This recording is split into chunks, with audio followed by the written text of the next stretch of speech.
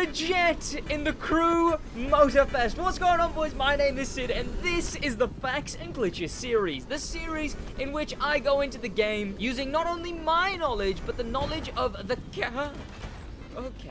knowledge of the council. Show off broken things, buggy things, but also lore and facts that you didn't know about the game. But this episode is a special one because this is the jet episode, where I've got a lot planned. Everything you didn't know about the jet, all of the different things you can do with the jet, the top speed, how to grind parts on the jet, and how to have your nitro refill this quickly.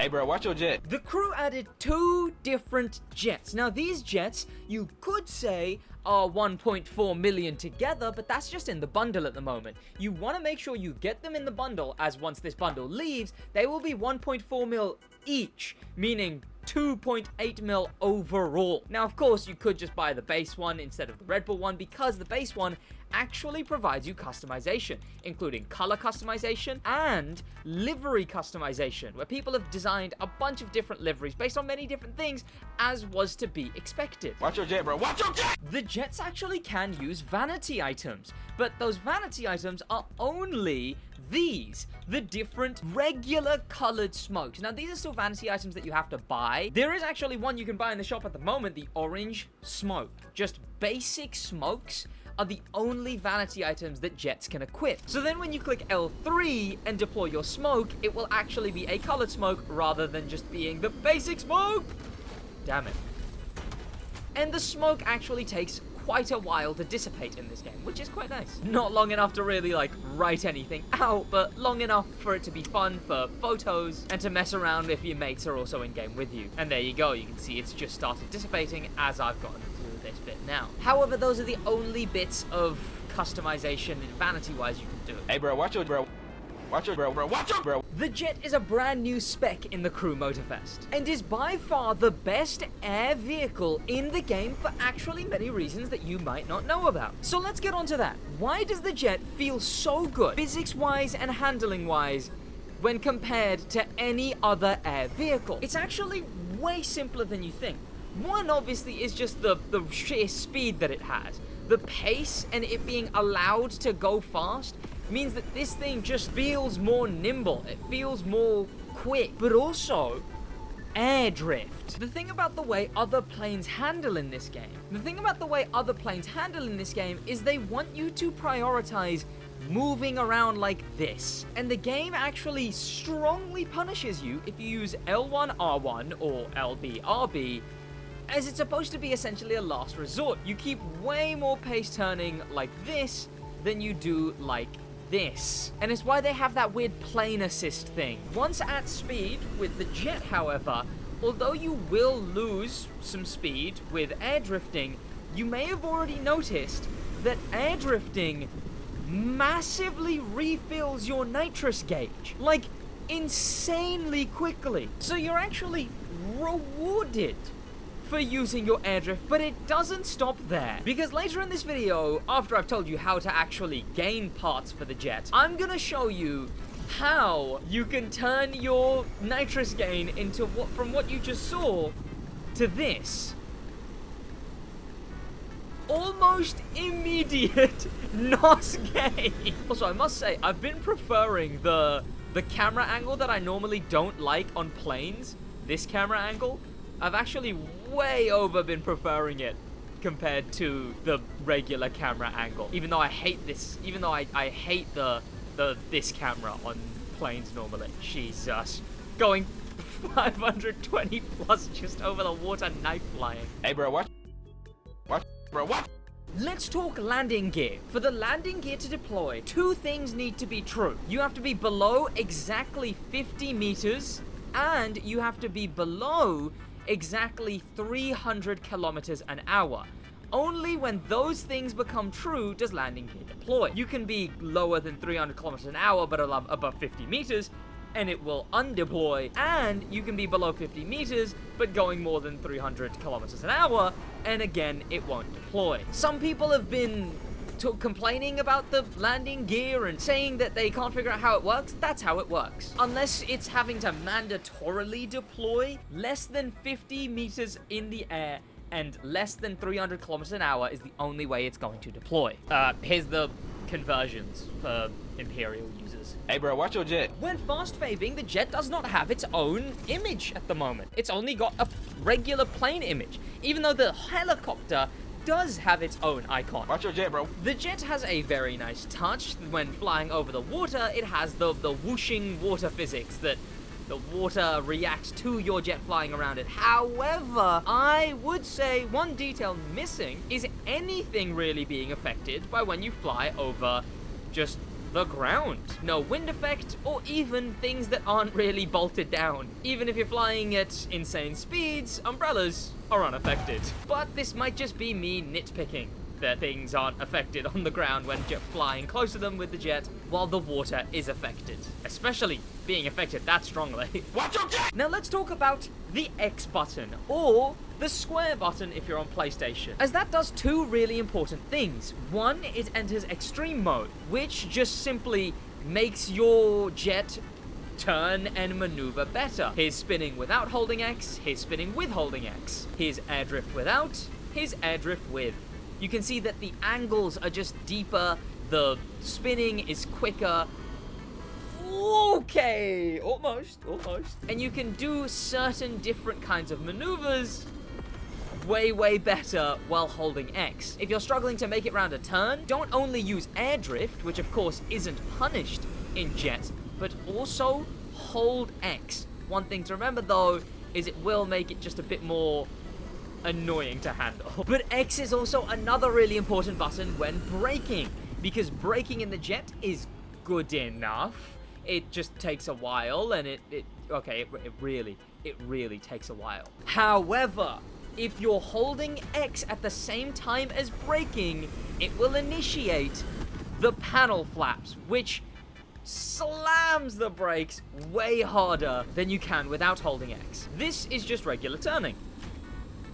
Turning with the air drift, turning with X and the air drift, oh Jesus, and turning with the brakes. If you want to make a sharp turn, there's the regular turn, there's the turn with air drift, there's the turn with extreme mode and air drift, and there's the turn with the slamming down the brakes, going faster than either of these. So you can gauge from this little trail here which kind of turning you need for what kind of turn. With the sharpest being turning with air drift, but the most utility coming from the brake one with the panel flaps. And yes, the only way to engage the panel flaps is by using brake and X at the same time. Hey, bro, jet, bro.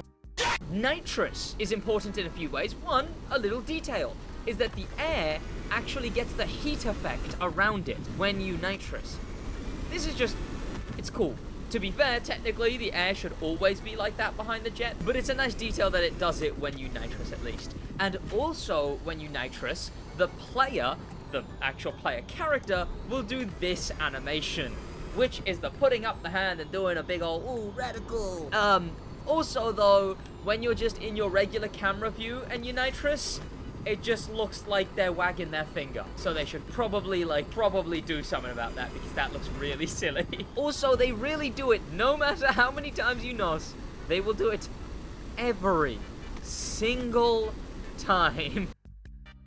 Jet. Oh, and there's a glitch, I suppose. Yeah, I guess I'd consider that a glitch. My character is completely jammed forward with the seatbelt braking, staring at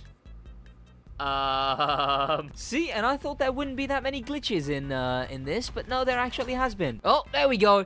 It seems that once you switch a jet in the photo mode, your character moves around for a split second, and then whatever position they get put in, they get glued into and stuck in that position, like you just saw. Oh, there we go. Yep, I have rewinded so far, and he's still like that. It's time for the guide on how to gain parts the fastest on the jet. Now, what qualifications do I have? Well, I maxed out the jet within 5 hours of its release, and half an hour of that, I was eating breakfast.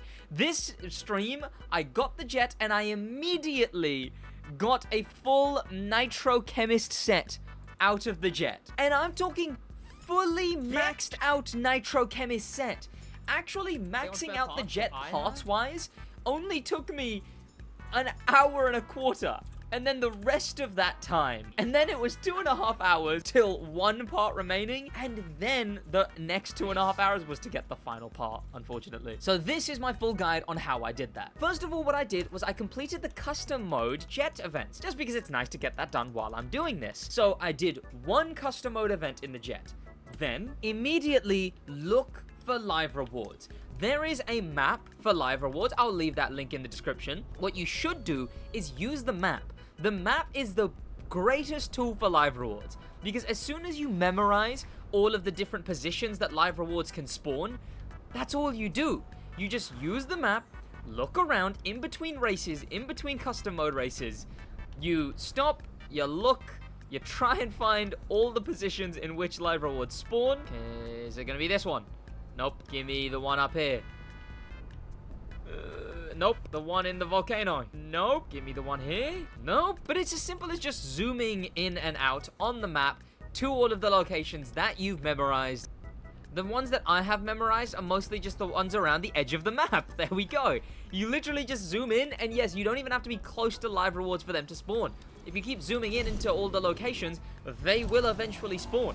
Have the jet set as your favorited vehicle. Drive over to the live reward.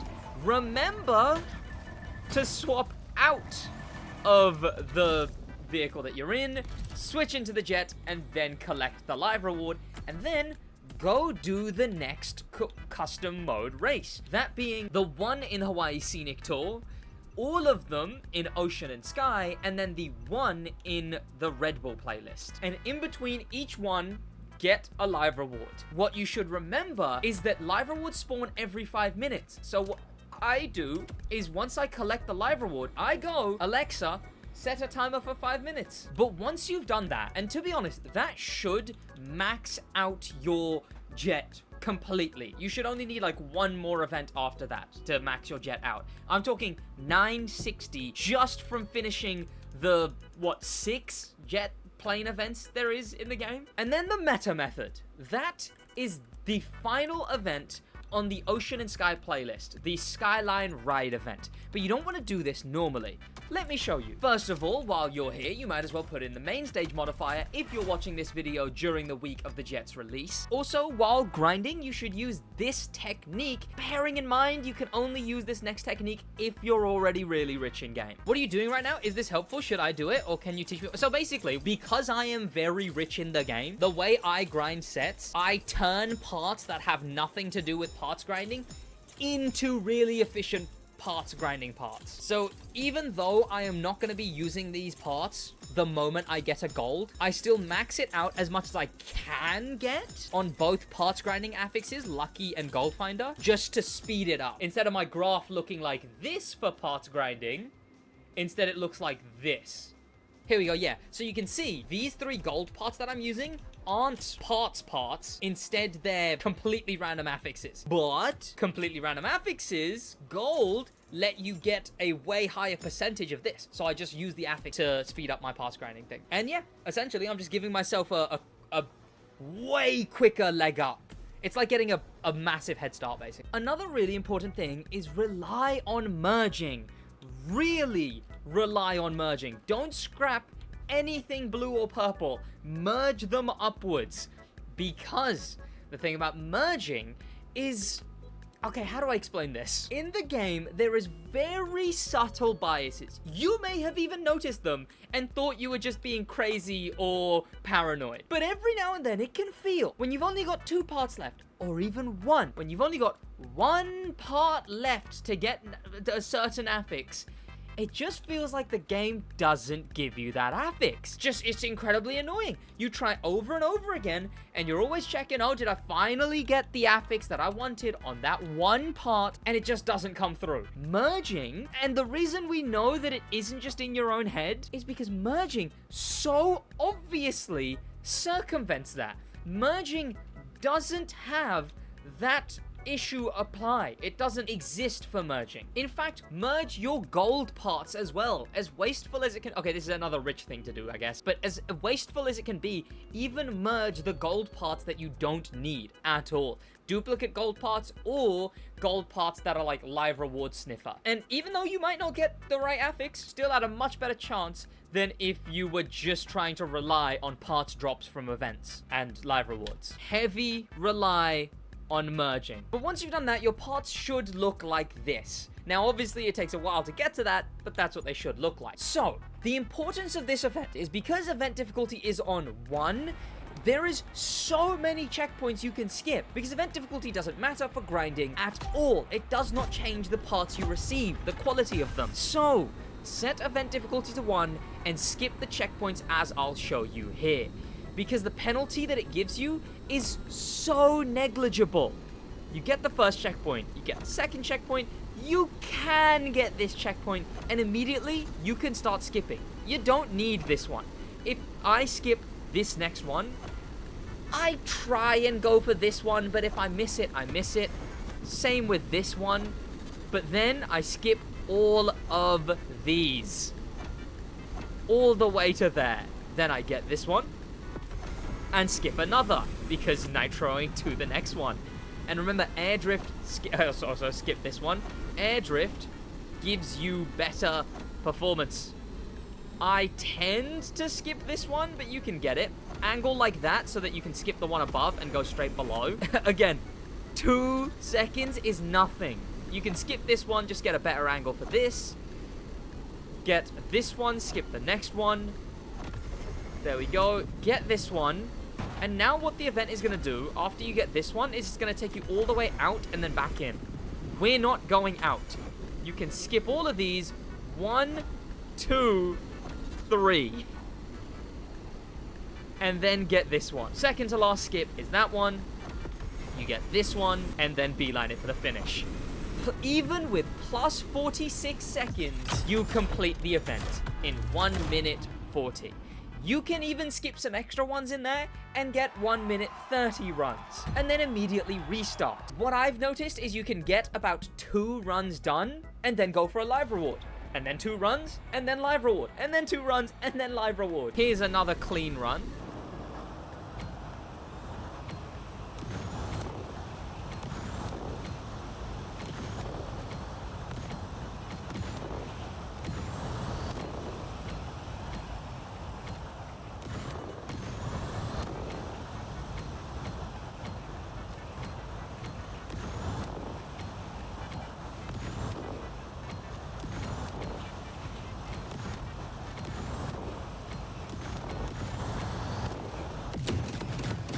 And then after you finish your second run, then again, use the live reward map linked in the description and start just checking every single live reward location. After 5 minutes, even without a live reward set, another one will spawn. And after you collect the live reward, that is when I say you should go and reassess your parts, equip the ones you need, use the other jet if you have it to place your nitro chemist parts on while you're collecting them so that you don't end up scrapping them on your main one, and slowly build your part set and aim for these 3 part sets that you would need on the jet. 1, parts, so that you can get more parts. Another important one, but at less of a priority, is skilled, because you'll need skilled sets, as jets will likely be in slaloms and stuff, and in the... I'm very much expecting it to become the slalom meta, but also for aerobatics and stuff that can come in the summit. And then 2, maybe even 3 different nitro sets. One of them I have built for top speed, using frenetic as the secondary affix, and then the other one you need should have Drifty. Yes, all of them should have pure and Drifty on the other side. So let's talk about Drifty. See, the thing is, once it was obvious that this game rewarded you for air drifting by massively boosting your NOS regain when you're air drifting, well, it was just a matter of time for figuring out what that was. Because it could have been braking. that the game considers it a form of braking. In that case, the resourceful affix would have helped. But no, the game considers that, yes, you could argue, obviously, drifting. So when you equip the Drifty affix, like I mentioned in the previous segment, your nitro gain becomes this. Near immediate. This will most likely, now it can't be confirmed yet as jet events need to start appearing in the summit, but this will most likely be the tourney event meta, as already efficient turning in the jet requires angling ever so slightly and then using air drift. So every time you're turning, you're gaining extra NOS insanely quickly in these races where you're barely gonna use your Nitrous up anyway. In fact, I used it in this Red Bull event and it went crazy for me.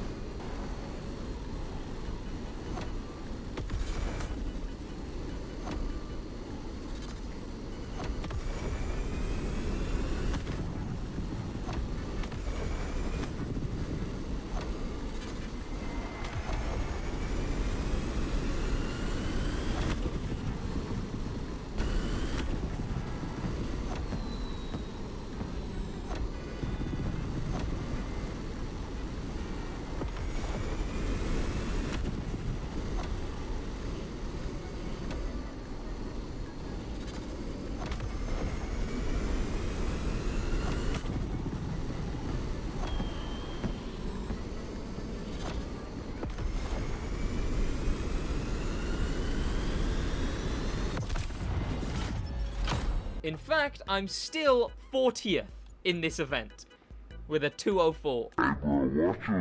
But screw Drifty, now let's talk about that other set that I have, the Frenetic set. One is just for top speed, basically. It's just for speed traps, which it turned out to be very useful in second place. I could have hit 433 there. First place! First place! First place, okay. But this set leads me on to top speed. The jet behaves like a real world air vehicle.